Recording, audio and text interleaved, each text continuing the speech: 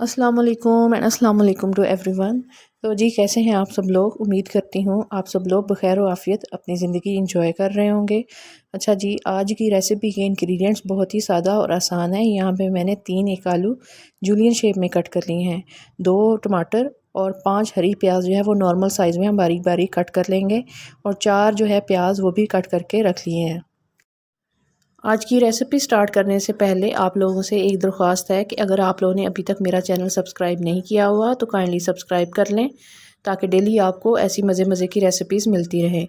तो जी यहाँ पे मैंने ऑयल जो है वो पैन में डाल लिया है, और उसमें मैंने आधा चम्मच ज़ीरे का डाला है, उसको हल्का सा पकाया है, और उसके बाद जो है उसके अंदर मैंने सारी वेजिटेबल्स डाल देनी है। अभी मैंने सबसे पहले प्याज डाले हैं, ठीक है, चम्मच थोड़ा सा हिलाएंगे, ठीक है, जस्ट उसको 50 सेकंड्स के लिए थोड़ा सा जो है वो सौते करेंगे, और उसके बाद उसमें हमने दूसरी चीज़ें डालना शुरू कर देनी है।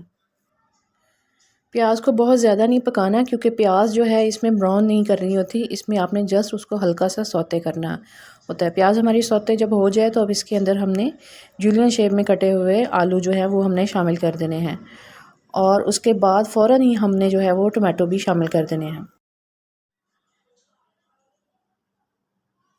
अब इन सारी वेजिटेबल्स को हल्का सा हम सौते करेंगे, और उसके बाद बारी आएगी स्पाइसेस ऐड करने की। वेजिटेबल हमारी जो है वो सौते हो चुकी हुई हैं, हल्की सी सॉफ्ट हो गई हैं। तो अब इसके अंदर स्पाइसेस ऐड करने हैं। तो मैंने जो है 1 टीस्पून भर के इसके अंदर जो है सुरख मिर्च का ऐड कर दिया है। उसके बाद इसके अंदर जो है 1 टेबलस्पून जो है वो मैंने सॉल्ट का डाला, और 1 टीस्पून जो है वो खुश्क धनिया पाउडर जो है उसका डाला, और हाफ़ टी स्पून जो है वो हल्दी डाल के अब इसको मिक्स करेंगे।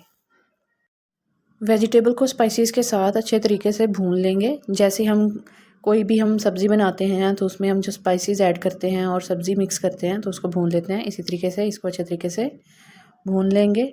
और इसको बहुत ज़्यादा नहीं फ्राई करना कि हमारे आलू जो हैं वो टूटना शुरू हो जाएं। सब्ज़ी की जो असल शेप है वो बरकरार रहे, तभी वो अच्छी लगती है। तो हल्का सा मैंने यहाँ पे पानी का छींटा लगाया है, ताकि सब्ज़ी हमारी नीचे लगे ना और जले ना। तो हमने इसको कितनी देर पकाना है, सिर्फ 2 से 3 मिनट के लिए हल्का सा भूनना है। उसके बाद मैंने देगची का ढक्कन लगा दिया था और इसे 5 मिनट मज़ीद पकाया है। तो अब देखें जी, हमारी जो सब्ज़ी है वो बिल्कुल नरम हो चुकी हुई है, सॉफ्ट हो चुकी हुई है, ठीक है। तो इसके अंदर हम सब्ज़ कटी हुई मिर्चें जो हैं वो ऐड कर देंगे, और इसको मज़ीद जो है 2 मिनट तक पकाएंगे, ताकि इसका पानी जो है वो खुश्क हो जाए।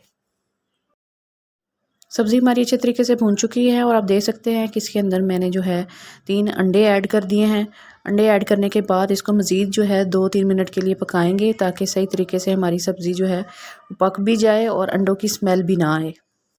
मज़ेदार से आलू अंडे हमारे जो हैं वो तैयार हो चुके हैं। आई एम श्योर कि आपको ये रेसिपी बहुत ही आसान और झटपट बनने वाली लगी होगी, लेकिन फिर भी अगर आपकी कोई राय या कमेंट है इसके बारे में तो मुझे ज़रूर उससे आगाह करें।